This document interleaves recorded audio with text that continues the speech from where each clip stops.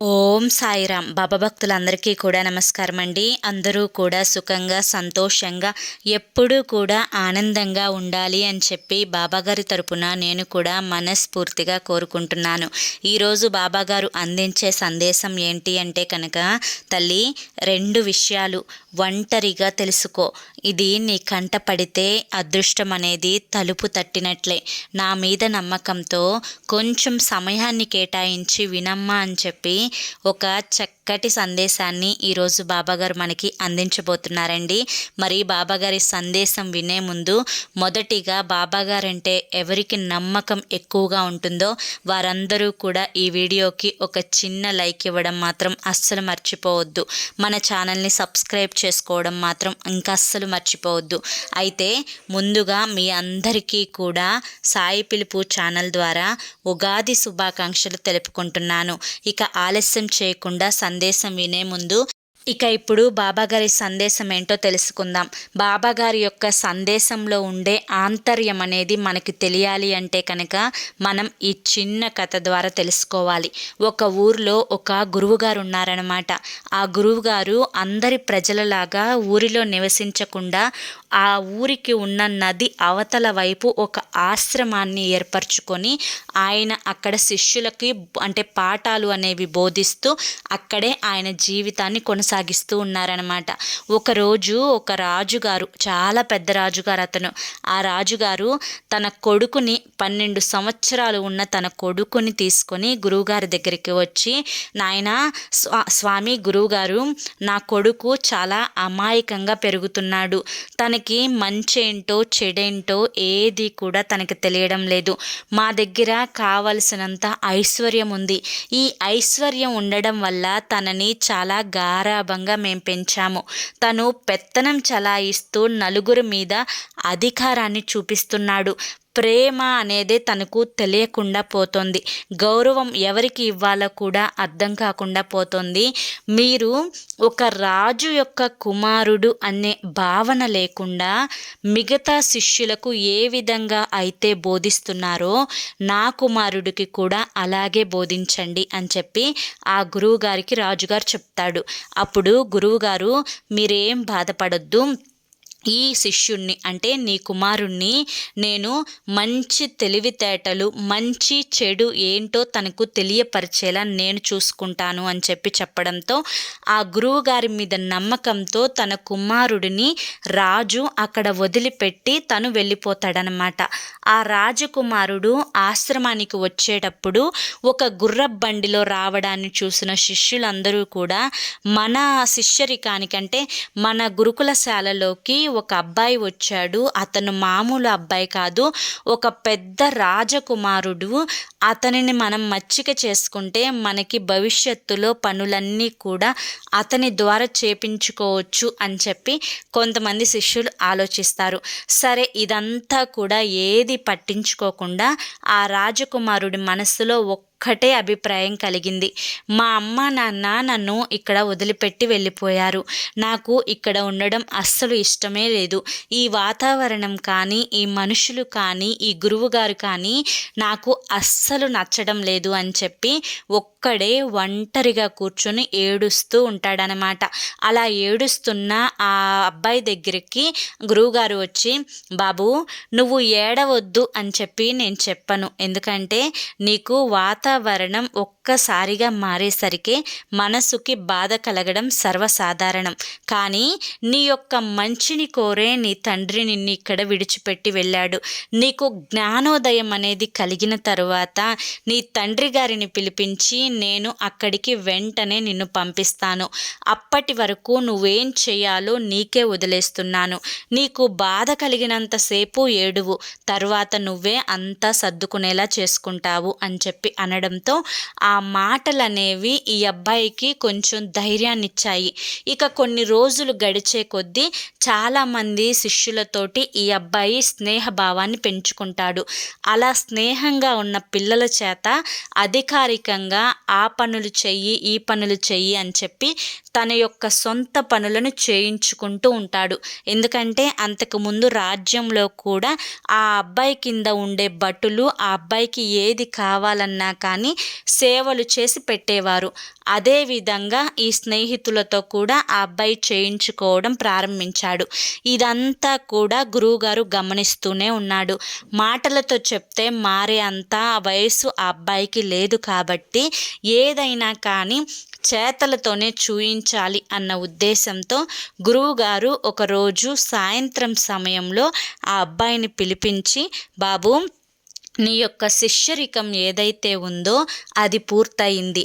నువ్వు ఈ ఒక్క పని, నేనిప్పుడు ఏదైతే చెప్పబోతున్నానో ఈ ఒక్క పని కనుక నువ్వు చేశావు అంటే నువ్వు సంతోషంగా మీ నాన్నగారి దగ్గరికి వెళ్ళి ఉండవచ్చు.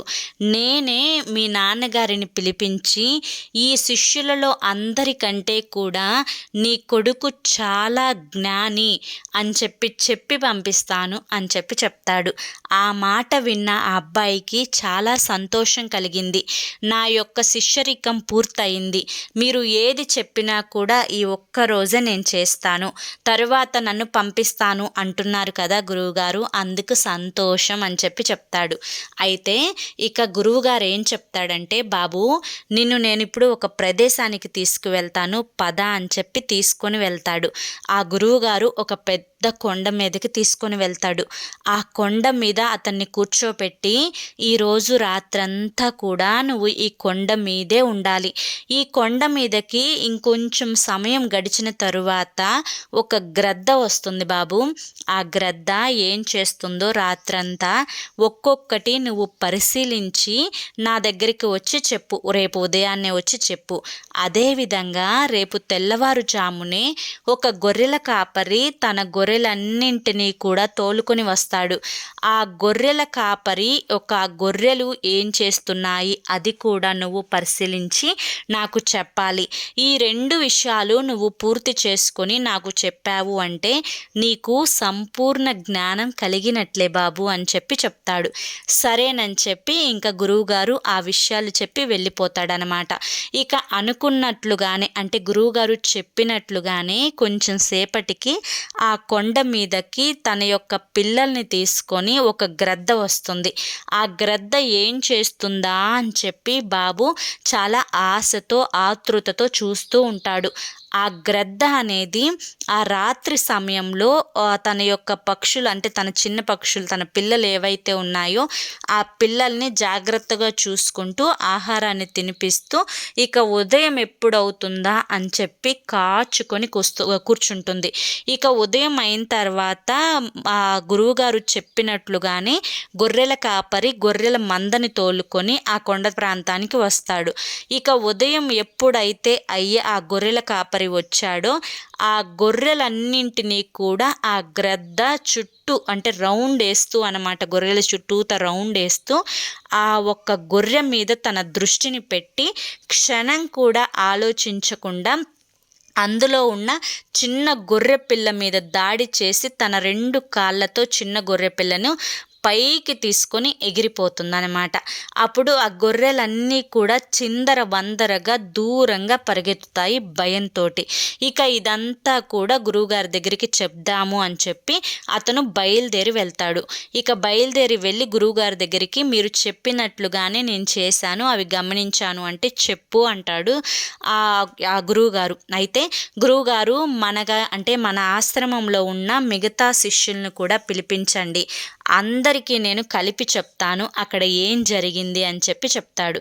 అయితే ఇంకా గ్రద్ద ఏం చేసింది అంటే, గురువుగారు, గ్రద్ద మీరు చెప్పినట్లుగానే రాత్రి సమయంలో వచ్చింది. ఆ గ్రద్ద అనేది చాలా ఒంటరిగా ఉంది. అంటే తనతో ఇంకా 4 గ్రద్దలు కలిసి రావడం, లేదంటే మరొక పక్షులతోటి అది సహజీవనం చేయడం, అంటే స్నేహం చేయడం, ఇలా ఏమీ జరగలేదు. తన యొక్క 2 పిల్లల్ని తీసుకొని వచ్చి కొండ మీద కూర్చొని తను రాత్రంతా ప్రశాంతంగా ఉన్నట్లుగా నాకు కనిపించింది. ఇక తెల్లవారిన తర్వాత ఆ గ్రద్ద గొర్రెల కాపరి మందతో వచ్చినప్పుడు ఆ గొర్రెల చుట్టూ తిరిగి ఒక్క గ్రద్ద మీదే శ్రద్ధ పెట్టి, ఆ గొర్రె మీదే శ్రద్ధ పెట్టి తన కాళ్ళతో ఎగరేసుకొని వెళ్ళిపోయింది. దీని ద్వారా నేను తెలుసుకున్నది ఏంటి అంటే, నేను ఇప్పటి వరకు ఎన్నో పక్షులను చూశాను గురువుగారు. ఉదాహరణగా చిలకను చూశాను. చిలుక చాలా చక్కగా మాట్లాడుతుంది, కానీ అది ఎక్కువ దూరం ఎగరలేదు. తన యొక్క పండ్లని తను కోసుకొని తినడానికే కొంచెం కష్టపడుతూ ఉన్నట్లుగా నేను గమనించాను. కానీ గ్రద్ద అలా కాదు. గ్రద్ద తలుచుకుంటే ఎంత పైకైనా ఎగరగలదు. తన యొక్క శ్రద్ధ అంటే ఏకాగ్రత ఎలా ఉంది అంటే, ఆ గొర్రెల మందలో ఏదో ఒక గొర్రెని తను తీసుకొని వెళ్ళవచ్చు, కానీ ఒక్క గొర్రె మీదే తన యొక్క ఏకాగ్రతనంతా కూడా చూపించి ఒక్కసారి దాని మీద దాడి చేసి దాన్ని ఒక్కసారిగా లేపుకొని వెళ్ళిపోయింది. అంటే ఏ మనిషి అయినా కానీ అన్నీ సాధించాలి, అన్ని రకాల పనులు చేయాలి, 10 పడవల మీద కాళ్ళు పెట్టాలి అని ఆలోచించకుండా చేసే ఆ ఒక్క పని అనేది శ్రద్ధగా చేస్తే కనుక తప్పకుండా విజయం సాధించవచ్చు. అది మనం గ్రద్ద నుంచి నేర్చుకోవచ్చు అని చెప్పి నాకు తెలిసింది గురువుగారు. మరొక విషయం కూడా నాకు తెలిసింది. ఏంటి అంటే, కింద వాతావరణం అనేది అనుకూలంగా లేనప్పుడు, పెద్ద పెద్ద తుఫాన్లు, వర్షాలు ఏర్పడినప్పుడు అన్ని పక్షులు వాటి యొక్క జీవనాధారాన్ని కోల్పోయి ఎక్కడో తడుచుకుంటూ ఒక పక్కన ద్రాక్కుంటాయి. కానీ గ్రద్ద అలా కాదు. ధైర్యంగా తన రెక్కలు ఏవైతే ఉన్నాయో వాటిని బలంగా రెక్కలు ఊపుకుంటా ఆ గాలికి ఎదురుగా తను ఎగిరిపోతూ మేఘాలను దాటి తను పైకి వెళ్తుంది. అంత శక్తి అనేది తనకి ఎందుకు వచ్చింది అంటే, అవి ఏ పక్షులతో స్నేహం చేయవు. అవి ఒంటరిగా ఉంటాయి. ఒంటరిగా ఉండబట్టే వాటికి తన శక్తి తెలిసింది, తన బలహీనత తెలిసింది, తన ఏకాగ్రత పెరిగింది. చాలామంది అనుకుంటూ ఉంటారు, ఒంటరిగా ఉన్నాము, మేమేం చేయలేము అని చెప్పి. కానీ మనం గ్రద్దను చూసి నేర్చుకోవాల్సింది ఏంటి అంటే కనుక, ఒంటరిగా ఉంటేనే మన శక్తి మనకు తెలుస్తుంది, మన తప్పు మనకి తెలుస్తుంది, మనలో బలం తెలుస్తుంది, మనలో బలహీనతలు కూడా తెలుస్తాయి. అలా గ్రద్దను చూసి మనం నేర్చుకోవచ్చు. గ్రద్ద ఎప్పుడూ కూడా ఒంటరిగా ఉండి తను అన్ని పక్షుల కంటే కూడా చాలా శక్తివంతమైన పక్షిగా నిరూపించబడింది. అదేవిధంగా గ్రద్దకి 40 సంవత్సరాలు దాటిన తరువాత తన రెక్కలలో బలం అనేది తగ్గిపోతూ వస్తుంది. తన రెక్కలు చాలా పాతబడిపోయి మురికికి బరువెక్కిపోయి ఆ రెక్కలు ఆడించడానికి కూడా కష్టమైపోయి అవి పైకి ఎగరటానికి ఇబ్బంది పడిపోతూ ఉంటాయి. తనకున్న పొడవాటి ముక్కు అనేది పూర్తిగా వంగిపోయి పొదును తగ్గిపోయి ఆహారాన్ని సంపాదించుకోవడానికి కూడా అది అనుకూలించదు. తన యొక్క కాలి గోర్లు ఏవైతే ఉన్నాయో అవి పూర్తిగా వంగిపోయి వాటిలో పొదును అనేది తగ్గిపోతుంది. ఇలా ఉన్న పరిస్థితులలో గ్రద్ద ఏదైతే ఉందో అది దూరంగా ఒంటరిగా ఒక కొండ ప్రాంతానికి వెళ్ళిపోయి 6 నెలలు అనేది ఏ పక్షులకి అది కనిపించకుండా తన యొక్క పాడైపోయిన ఈకలను ఒక్కొక్కటిగా తన నోటితో పెకలించి బయటికి పడేస్తుంది. అదేవిధంగా తన కాలి గోళ్లను ఒక కొండరాయికి గుద్దించి ఆ గోళ్ళని తనంతటికి తానే పూర్తిగా విరగొట్టుకుంటుంది. అదేవిధంగా ఆ గ్రద్ద ఇవి అన్నీ చేసుకున్న తర్వాత తన యొక్క పళ్ళు అంటే తన యొక్క ముక్కు ఏదైతే ఉందో ఆ ముక్కుని ఒక బండరాయికి వేసి పొడిచి పొడిచి పొడిచి ఆ ముక్కుని పూర్తిగా విరగొట్టుకుంటుంది. ఇలా తను పూర్తిగా తన యొక్క శక్తులన్నింటినీ కూడా కోల్పోయిన సమయంలో ఏ పక్షి తన మీద దాడి చేయకూడదు అని చెప్పి ఒంటరిగా అది ఏ పక్షులు లేని ప్రాంతానికి వెళ్ళి జీవిస్తుంది. మళ్ళీ తన శక్తిని పుంజుకొని తనకి కొత్త ఈకలు రెక్కలు రావడానికి, తనకి ఉన్న ఊడిపోయిన ముక్కు కొత్తది రావడానికి, తనకి ఊడిన గోర్లు మళ్ళీ పెరిగి పొదునుగా పెరగడానికి 6 నెలల సమయం పడుతుంది. ఈ 6 నెలల సమయంలో తన మొదటి దశ తన శరీరంలో ఉండే భాగాలను తీసివేసుకునేటప్పుడు తను ఎంతో బాధని నరకాన్ని అనుభవిస్తుంది. అయినా 6 నెలల తర్వాత మళ్ళీ తను ఒక మంచిగా చాలా శక్తివంతమైన ముక్కుతోటి, శక్తివంతమైన కాళ్ళ గోళ్ళతోటి, బలమైన ఈకలతోటి, రెక్కలతోటి తన శక్తిని పుంజుకొని ఆ కొండ ప్రాంతాన్ని వదిలి వెళ్ళిపోతుంది. దీన్ని బట్టి గ్రద్ద ద్వారా మనం తెలుసుకోవలసిన విషయం ఏంటి అంటే కనుక, మనలో వచ్చే మార్పులను చూసి మనం భయపడకుండా మళ్ళీ మనం ఏం చేసుకుంటే, మనం మళ్ళీ ఏ అలవాట్లను మార్చుకుంటే, మళ్ళీ మనం ఏ లక్షణాలను అలవాటు చేసుకుంటే కొత్త శక్తి మనకు ఏర్పడుతుందో అలా చేసుకొని ఒంటరిగా ఉన్నా కానీ మనం బలవంతులుగా మారొచ్చు అనే ఆ గుణపాఠం మనం గ్రద్దను చూసి నేర్చుకోవచ్చు అని చెప్పి మనకి ఈ గ్రద్ద ద్వారా తెలుసుకున్న విషయం. ఇక తరువాత గొర్రెల మంద గురించి విషయానికి వస్తే, గొర్రెల మంద ఒక గొర్రెని వచ్చి ఆ యొక్క గ్రద్ద తీసుకొని వెళ్ళిపోతున్నప్పుడు ఆ గొర్రెలన్నీ కూడా చిందర వందరగా వెళ్ళిపోయి వాటి యొక్క ప్రాణాలు పోకుండా ఉండాలి, నా ప్రాణాలు నేనే కాపాడుకోవాలి అని ఎక్కడికక్కడ అవి పారిపోతాయి ఆ గొర్రె పిల్లను వదిలిపెట్టి. అదే అనువుగా తీసుకొని గ్రద్ద ఆ గొర్రెని తీసుకొని వెళ్ళిపోతుంది. ఆ గొర్రెల మందలో మనం కూడా ఒక గొర్రెల మందలాగా బ్రతకకూడదు. మనం ఎంత మనిషికి అంటే మనలో ఉన్న ఒక మనిషికి ఆపద వచ్చినప్పుడు అందరం కలిసి ఆ మనిషిని కాపాడే ప్రయత్నం చేయాలి తప్పితే అలా మన స్వార్థం మనం చూసుకొని పక్కకు వెళ్ళిపోకూడదు అని చెప్పి నేను గొర్రెల మందను చూసి నేర్చుకున్నాను గురువుగారు అని చెప్పి ఈ గ్రద్ద గురించి, గొర్రెల గురించి ఆ యొక్క శిష్యుడు అంటే ఆ రాజకుమారుడు గురువుగారికి శిష్యులకి చెప్తాడనమాట. ఇదంతా చెప్పిన తర్వాత గురువుగారు, శభాష్ నాయనా, నువ్వు ఇప్పుడు పూర్తి జ్ఞానోదయాన్ని పొందావు, ఇక నువ్వు ఎక్కడికి వెళ్ళినా బ్రతకగలుగుతావు, ఎంత మందిలో ఉన్నా కానీ బ్రతకగలుగుతావు అని చెప్పి చెప్తాడు అనమాట.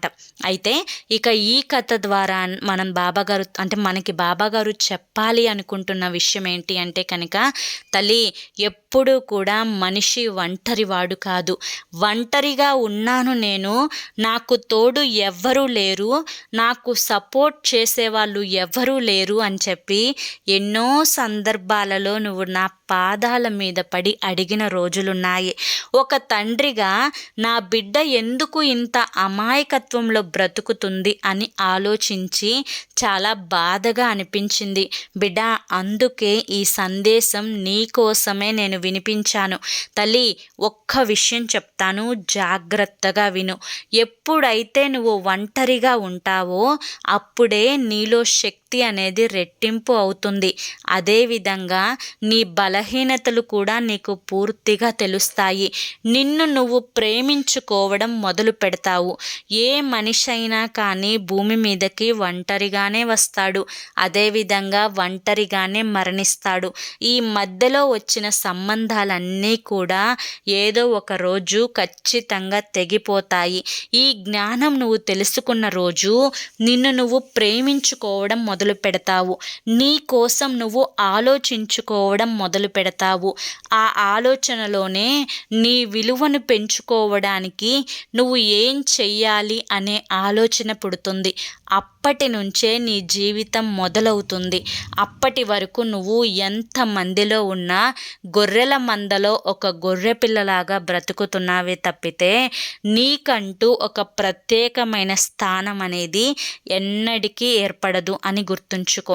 కనుక ఒంటరిగా ఉన్నానే అని చెప్పి ఎప్పుడు కూడా బాధపడకు, అర్థమైంది కదా తల్లి అని చెప్పి ఈరోజు బాబాగారు మనకి ఒక మంచి సందేశాన్ని అందించారండి.